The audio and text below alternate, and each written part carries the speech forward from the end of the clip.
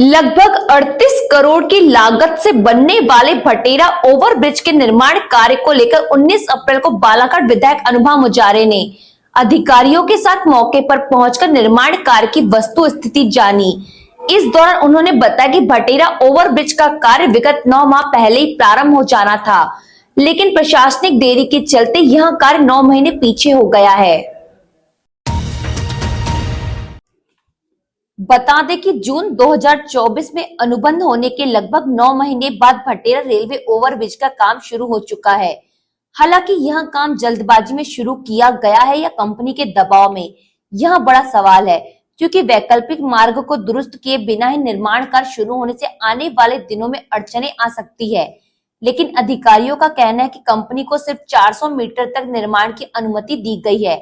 इसके अलावा भटेरा आरओबी के लिए बड़े शहरों की तर्ज पर LHS अंडरपास बनाया जाएगा, जिसका निर्माण रेलवे विभाग करेगा।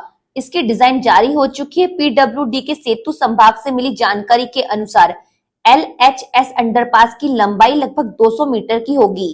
भटेरा रेलवे फाटक से 100 मीटर के दायरे में LHS अंडरपास का निर्माण भटेरा आरओबी को आकर्षक रूप और राहगीरों को सहूलियत देगा। दूसरी तरफ आरओबी बनाने वाली पानीपत हरियाणा की कंपनी ने फाउंडेशन स्तर से काम की शुरुआत कर दी है।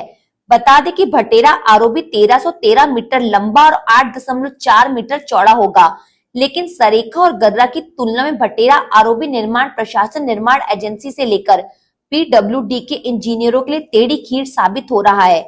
भू अर्जन की कार्रवाई अब तक अपूर्ण होने की स्थिति में यहाँ पूरी तरह के कार्य प्रारंभ नहीं हो पाया है, जबकि भू अर्जन के साथ साथ अब दूसरी समस्या भी सामने आने लगी है।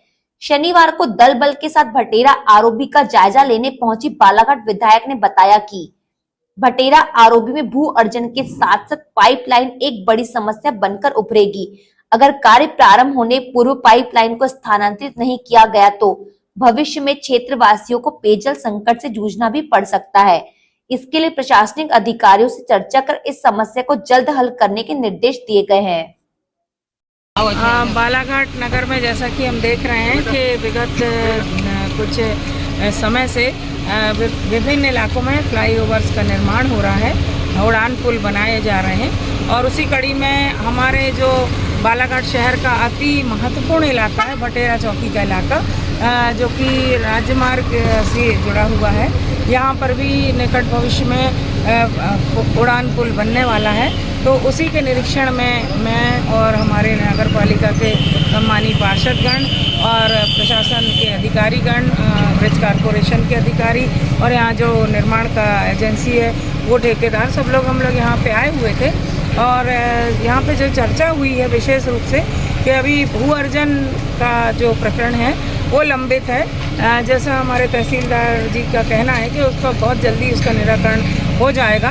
तो भू अर्जन एक महत्वपूर्ण मसला है यहाँ पे।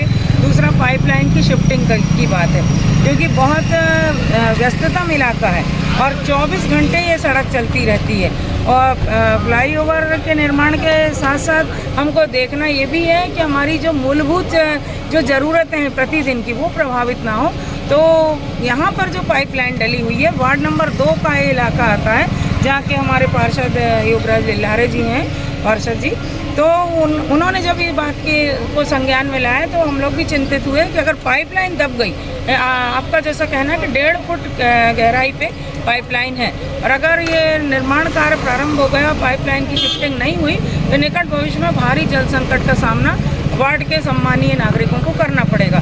तो हमारी ये अधिकारियों से चर्चा हुई है कि अतिशीघ्र पाइपलाइन की शिफ्टिंग करवाएं और उसके साथ भू अर्जन की कार्रवाई तो होना ही है, निकट भविष्य में जल्दी होगी, हम ऐसी अपेक्षा रखते हैं। ये 2 महत्वपूर्ण बातें यहाँ पर सामने आई।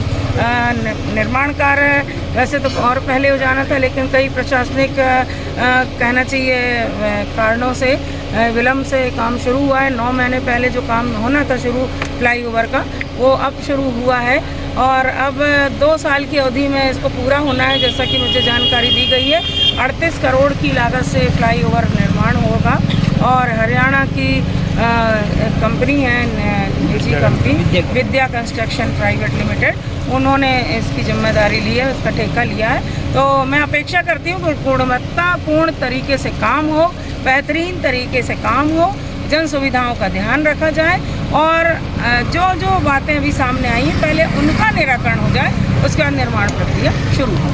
रोड का डाइवर की भी स्थिति वही है, बिल्कुल ओवरजन नहीं हुआ है, डाइवर्सन नहीं हुआ है। बिल्कुल आपका बहुत अच्छा सवाल है कि डाइवर्शन नहीं हुआ है या परिवर्तित मार्ग जब तक सुनिश्चित नहीं होगा तो इतना बड़ा निर्माण कार्य होगा कैसे, ये भी एक बहुत बड़ा विषय है, गंभीर विषय है और ये भी हम निरीक्षण करने आए हैं। तो जैसे कि अधिकारी बता रहे हैं कि इधर बोदापाड़न के तरफ से मार्ग परिवर्तित किया जाएगा या और भी एक दो सुझाव वो चाह रहे हैं, तो वही निरीक्षण करके हम लोग सुनिश्चित करते हैं और प्रशासन से हमारा यही कहना है कि उचित मार्ग बनाया जाए, अप्रोच रोड जो है या डाइवर्टेड जो रोड है वो सही तरीके से बनाई जाए जिससे आवागमन कहीं से भी बाधित ना हो और आने जाने वाले जो हमारे यात्रीगण हैं, हम सभी लोग यहाँ से आते हैं, अति व्यस्त इलाका है ये, तो किसी तरह से किसी को असुविधा भी ना हो, काम भी होता रहे और रास्ते की सुगमता भी हमको मिले।